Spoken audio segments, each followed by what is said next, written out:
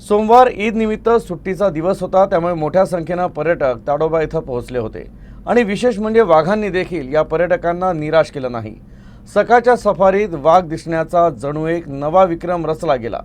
Core क्षेत्रात 10 तर buffer क्षेत्रात तब्बल 32 वाघ दिसून आले।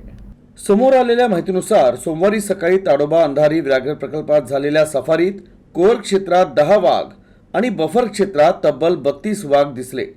त्याचबरोबर लाजरा बुजरा म्हणून ओळखल्या जाणाऱ्या बिबट्याचे देखील 1-2 नव्हे तर तब्बल 5 बिबटे दिसून आले। नागपूरचे यश चोप्रा हे वन्यजीव प्रेमी आणि छायाचित्रकार आहे। त्यांनी ही माहिती सोशल मीडियावर सार्वजनिक केली आहे। मात्र वन विभाग पर्यटकांनी पाहिलेल्या प्राण्यांची अधिकृत आकडेवारी मानत नाही, परंतु अनेक पर्यटक आणि वन्यजीव प्रेमी स्वतःहून असा डेटा गोळा करतात। सोमवारी सकाळी झालेल्या राईडमध्ये वन्यप्रेमींची अक्षरशः लॉटरी लागली। ताडोबा अंधारी व्याघ्र प्रकल्पात एकाच सफारीत इतक्या वाघ दिसणे हा एक विक्रम असल्याची प्रतिक्रिया वन्यजीव प्रेमींनी दिली आहे।